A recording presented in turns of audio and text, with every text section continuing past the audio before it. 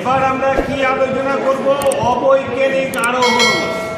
অবৈজ্ঞানিক আরোহণ অনুমানের ক্ষেত্রে প্রথমে আমরা মাথায় রাখবো অবৈজ্ঞানিক আরোহণ অনুমানের আর কি কি নাম আছে। অবৈজ্ঞানিক আরোহণ অনুমানের কি কি নাম আছে? অবৈজ্ঞানিক আরোহণ অনুমানের আর এক নাম হলো অপূর্ণ গণনামূলক আরোহণ অনুমান। কি বললাম? অবৈজ্ঞানিক আর এক নাম অপূর্ণ গণনামূলক আরোহণ অনুমান, বা আরো একটা নাম আছে সেটা হলো লৌকিক আরোহণ অনুমান। যেটাই অবৈজ্ঞানিক সেটাই লৌকিক, আর সেটাই কি বললাম যেন অপূর্ণ গণনামূলক আরোহণ অনুমান। তাহলে নামগুলো অবশ্যই আমাদের মাথায় রাখতে হবে। অবৈজ্ঞানিক না বলে তোকে বললো লৌকিক আরোহণ অনুমান কাকে বলে, বুঝতে পারলাম? বা অপূর্ণ গণনামূলক আরোহণ অনুমান কাকে বলে। ওই জন্য আমরা অবশ্যই অবৈজ্ঞানিক পড়ার আগে অবৈজ্ঞানিকের আর কি কি নাম আছে সেগুলো মাথায় নিব। অবৈজ্ঞানিকের কি নাম বললাম? লৌকিক আরোহণ অনুমান, আর একটা হলো অপূর্ণ গণনামূলক আরোহণ অনুমান। এবার আমরা আসি অবৈজ্ঞানিক আরোহণ অনুমান কাকে বলে। অবৈজ্ঞানিক আরোহণ অনুমান কাকে বলে? অবৈজ্ঞানিক আরোহণ অনুমানের সংজ্ঞা দেওয়ার আগে এরকম একটা সংজ্ঞা বল। এরকম ধর আমি তোদের বললাম যে আমার কাছে প্রাইভেট আসতে হলে, আমার কাছে টিউশন করতে হলে আমি একটা নিয়ম বেঁধে দিলাম যে কি টোটোতে আসা যাবে না, টোটোতে আসা যাবে না। কিসে আসতে হবে? সাইকেলে আসতে হবে। কিসে আসতে হবে? তাহলে এই আমার প্রাইভেটের যদি সংজ্ঞা বানায় এই বৈশিষ্ট্য থেকে, তাহলে কি বলবো? যে টিউশনে টোটোর উপর নির্ভর না করে শুধুমাত্র সাইকেলের উপর নির্ভর করে আসা হয় তাকে বলা। বুঝতে পারলাম? কি বললাম? যে টিউশনে সাইকেলের উপর টোটোর উপর নির্ভর না করে শুধুমাত্র সাইকেলের উপর নির্ভর করে টিউশনে আসতে হয় সেই টিউশনকে রিপন স্যারের টিউশন বলা।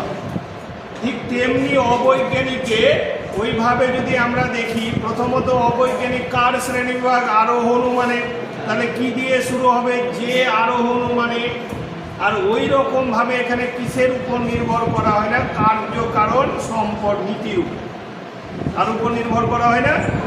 কার উপর নির্ভর করা হয়? শুধুমাত্র অবাধ অভিজ্ঞতার উপর। কার উপর নির্ভর করা হয় বলে?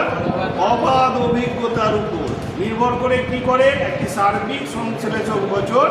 আর অনুমানে যেটা সিদ্ধান্তের বৈশিষ্ট্য কি? সার্বিক সংশ্লেষক বচন সিদ্ধান্ত রূপে প্রতিষ্ঠা করা হয়, তাকেই কি বলা হয়? অবৈজ্ঞানিক আরোহণ অনুমান। মনে থাকলো? তাহলে সংজ্ঞা যদি সাজায় তো ভেবে দেখ কি লিখবো আমরা? যে আরোহণ অনুমানে কার্যকারণ সম্পর্কের উপর নির্ভর না করে, তার উপর কার্যকারণ নীতির উপর নির্ভর না করে, যে আরোহণ অনুমানে কার্যকারণ নীতির উপর নির্ভর না করে শুধুমাত্র বল অবাধ অভিজ্ঞতার উপর নির্ভর করে কি করা হয়? একটি সার্বিক সংশ্লেষক বচন সিদ্ধান্ত রূপে প্রতিষ্ঠা করা হয়, তাকেই অবৈজ্ঞানিক আরোহণ অনুমান বা লৌকিক আরোহণ অনুমান বা অপূর্ণ গণনামূলক আরোহণ অনুমান বলে। বুঝা গেল?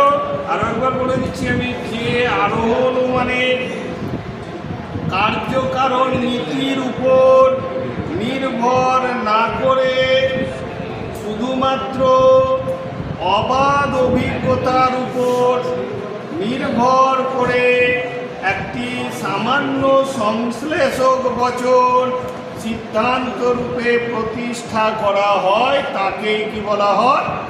অবৈজ্ঞানিক আরোহণ অনুমান বা লৌকিক আরোহণ অনুমান বা অপূর্ণ গণনামূলক আরোহণ অনুমান বলে। হয়েছে? ক্লিয়ার হলো? এবার বলবো অবৈজ্ঞানিক আরোহণ অনুমানের একটি উদাহরণ দাও। অবৈজ্ঞানিক আরোহণ মানে একটি উদাহরণ দাও। কি বলবো আমরা? আজ পর্যন্ত যত কাক দেখেছি সবই কাল। আজ পর্যন্ত যত কাক দেখেছি সবই কাল, সুতরাং সকল কাক হয় কাল। হলো? ক্লিয়ার হয়েছে? তো এই একটা উদাহরণ মনে রাখলেই হলো। আমাদের বলতে পারে অবৈজ্ঞানিক আরোহণমান বা লৌকিক আরোহণমান বা অপূর্ণ গণনামূলক অনুমানের একটি উদাহরণ দাও। তো কি বলবো? আজ বাকি আরও উদাহরণ পরবর্তী ক্ষেত্রে এটা নিয়ে একটা দোষ আছে, মানে চ্যাপ্টার আছে, লজিক আছে, আলোচনা করবো, তখন অনেক উদাহরণ আমরা পেয়ে যাবো। বুঝে গেল? একটা উদাহরণই মাথায় রেখে দেবো, আজ পর্যন্ত যত কাক দেখেছি সবই কালো, সুতরাং সকল কাক হয় কাল। এবার আসি আমরা, আমাদের যেমন সংজ্ঞা ইম্পর্টেন্ট, উদাহরণ ইম্পর্টেন্ট, তেমনি নামগুলো যে হয়েছে এমনি এমনি হয়নি। প্রত্যেকের যে নাম রাখা হয় এমনি এমনি রাখে কি? বাবা মা যে যেমন তোদের নাম রেখেছে এমনি এমনি রেখে দিয়েছে? হয়তো কেউ বৃষ্টিতে জন্মেছে বলে কি নাম? বৃষ্টি। বন্যার সময় জন্মেছে বলে কি নাম? বন্যা। বা কারো নাম রেখেছে হয়তো সিনেমা কোনো নায়ক সেই সময় প্রিয় ছিল, ওর নাম অনুসারে রেখে দিয়েছে, বাবা মার প্রিয় ছিল। বা হ্যাঁ, বুঝে গেল কথা? তো এইভাবেই নাম হয়। তো অবৈজ্ঞানিক নাম বা তোর কি যেন ওর আর কি নাম আছে, লৌকিক আরোহণমান বা আরেকটা কি নাম, অপূর্ণ গণনামূলক আরোহণমান। এই যে নামগুলো হয়েছে এগুলো এমনি এমনি হয়নি। এই নামগুলো এমনি এমনি হয়নি, চলছে তো? হ্যাঁ, এগুলো কি থেকে এসছে? কারণ থেকে এসছে। তো নামগুলো কেন হয়েছে, কোন নামটা কেন হয়েছে, এগুলো ইম্পর্টেন্ট ছোট কোশ্চেন। তোকে বললো অবৈজ্ঞানিক আরোহণমানকে লৌকিক আরোহণমান বলা হয় কেন? অবৈজ্ঞানিক আরোহণমানকে লৌকিক আরোহণমান বলা হয় কেন? বা অবৈজ্ঞানিক না বলে কি বলো, অপূর্ণ গণনামূলক আরোহণমানকে লৌকিক আরোহণমান বলা হয় কেন? লৌকিক মানে সাধারণ লোকের মত। কি বললাম? সাধারণ লোকের মত। তাহলে উত্তর কি লিখবো? সাধারণ লোক এই প্রক্রিয়ায় মানে অবৈজ্ঞানিক আরোহণমান প্রক্রিয়ায় অনুমান করে বলে এই অনুমানকে লৌকিক আরোহণমান বলা। বুঝতে পারলাম? সাধারণ লোক এই প্রক্রিয়ায় মানে অবৈজ্ঞানিক আরোহণমান প্রক্রিয়ায় সিদ্ধান্ত করে বলে বা অনুমান করে বলে অবৈজ্ঞানিক আরোহণমানকে কি বলা হয়? লৌকিক আরোহণমান বলা হয়। ক্লিয়ার হয়েছে? তাহলে কি নাম বললাম? লৌকিক আরোহণমান বলা হয় কেন? তাহলে উত্তর সাধারণ লোক এই প্রক্রিয়ায় অনুমান করে বলে এই অনুমানকে কি বলা হয়? লৌকিক আরোহণমান বলে। এখানে স্টুডেন্ট কিন্তু গন্ডগোল করে দেয়, হয়তো বললো অবৈজ্ঞানিক আরোহণমান কাকে বলে বা লৌকিক আরোহণমান কাকে বলে। তাহলে তো তখন কি হবে? তখন তো সংজ্ঞা হয়ে যাবে যে আরোহণমানে কি কার্যকারণ সম্পর্কের উপর নির্ভর না করে শুধুমাত্র অবাধ অভিজ্ঞতার উপর নির্ভর করে একটি সার্বিক সংশ্লেষক সিদ্ধান্ত রূপে প্রতিষ্ঠা করা হয়, তাকে কি বলা হয়? লৌকিক আরোহণমান বলে বা অবৈজ্ঞানিক বলে। কিন্তু অবৈজ্ঞানিককে লৌকিক বলে কেন? তখন কিন্তু ওই সংজ্ঞা নয়, তখন কি বলবো আমরা? সাধারণ লোক এই প্রক্রিয়ায় অনুমান করে বলে এই অনুমানকে লৌকিক আরোহণমান বলে। ক্লিয়ার হয়েছে কথা? এবার একটা নামের কারণ পেলাম আমরা। নেক্সট কি আছে? কি অবৈজ্ঞানিক আরোহণমান কেন বলা? কি বললো? লৌকিক আরোহণমানকে হয়তো বললো লৌকিক বা অপূর্ণ গণনামূলক আরোহণমানকে অবৈজ্ঞানিক কেন বলা? বুঝতে পারলাম? তো অবৈজ্ঞানিক কেন বলা হয়েছে লৌকিক আরোহণমানকে?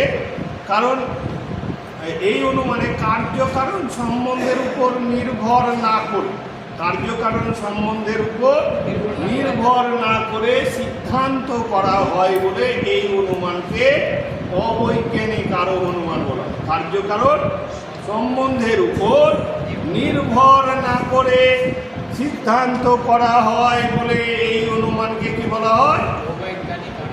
অবৈজ্ঞানিক আরোহণমান বলা হয়। ক্লিয়ার হলো কথা? তাহলে কিসের আমরা কারণ পেলাম? লৌকিক কেন বলা হয় আর অবৈজ্ঞানিক কেন বলা হয়। এবার আছে আর কি বাকি থাকলো? অপূর্ণ গণনামূলক আরোহণমান কেন বলা হয়? হয়তো বললো লৌকিক বা অবৈজ্ঞানিক আরোহণমানকে অপূর্ণ গণনামূলক আরোহণমান কেন বলা হয়? তখন উত্তরে আমরা কি বলবো? অপূর্ণ মানে কি? পূর্ণ নয়। তো যে আমরা যে কোনো আরোহণ মানে ক্ষেত্রে কি করি? দৃষ্টান্ত দেখি, তাই তো নাকি? তো দৃষ্টান্তগুলো কি করছি? অপূর্ণ থেকে যাচ্ছে, মানে পূর্ণ নয়। আর সিদ্ধান্ত কি করছি? সার্বিক সংশ্লেষণ। তো ওই জন্য বলছি সীমিত সংখ্যক দৃষ্টান্ত গণনা করে, বললাম সীমিত সংখ্যক দৃষ্টান্ত গণনা করে সার্বিক সংশ্লেষক বচন সিদ্ধান্ত রূপে প্রতিষ্ঠা করা হয় বলে অবৈজ্ঞানিক আরোহ অনুমানকে এই অপূর্ণ গণনামূলক আরোহ অনুমান বলে। বুঝা গেল? কি বললাম? সীমিত সংখ্যক দৃষ্টান্ত গণনা করে সার্বিক সংশ্লেষক বচন সিদ্ধান্ত রূপে প্রতিষ্ঠা করা হয় বলে অবৈজ্ঞানিক আরোহ অনুমানকে বলে অপূর্ণ গণনামূলক আরোহ অনুমান বলা হয়। আর আরোহ অনুমানের যত শ্রেণী বিভাগ আছে সবারই সিদ্ধান্ত কি হয় বলেছি? সম্ভাব্য, নাকি? ব্যতিক্রম কি বললাম? বৈজ্ঞানিক আরোহ অনুমান, নাকি? তাহলে এরও সিদ্ধান্ত কি হয়? সম্ভাব্য হয়। অবৈজ্ঞানিক বা লৌকিক আরোহ অনুমানের সিদ্ধান্ত কি হয়? সম্ভাব্য হয়। এখানে কোশ্চিন দেবে যে অবৈজ্ঞানিক আরোহ অনুমানের সিদ্ধান্ত বা লৌকিক আরোহ অনুমানের সিদ্ধান্ত সম্ভাব্য হয় কেন? কি হয় কেন? সম্ভাব্য হয় কেন বা নিশ্চিত হয় না কেন? কেন হয় সিদ্ধান্তটা কি সম্ভাব্য কেন হয়? কারণ হলো দৃষ্টান্ত গণনার ক্ষেত্রে পরীক্ষণের ব্যাপার না থাকায়। দৃষ্টান্ত গণনে কি থাকে রে? দৃষ্টান্ত গণনার ক্ষেত্রে পরীক্ষণের ব্যাপার না থাকায় এবং সিদ্ধান্ত প্রতিষ্ঠায় কার্যকারণ সম্পর্ক নির্ণয় করা হয়। দৃষ্টান্ত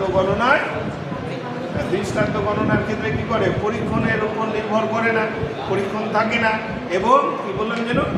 সিদ্ধান্ত প্রতিষ্ঠার ক্ষেত্রে কার্যকারণ সম্বন্ধ নির্ণয় করা হয় না বা নির্ণয় করার প্রচেষ্টা থাকে না। তাই এই অনুমানের সিদ্ধান্ত সর্বদাই সম্ভাব্য।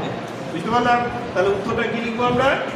দৃষ্টান্ত গণনার ক্ষেত্রে পরীক্ষণের ব্যাপার না থাকায় এবং সিদ্ধান্ত প্রতিষ্ঠার ক্ষেত্রে কার্যকারণ সম্বন্ধ নির্ণয়ের প্রচেষ্টা না থাকায় এই অনুমানের সিদ্ধান্ত সর্বদাই সম্ভাব্য। ক্লিয়ার হয়েছে?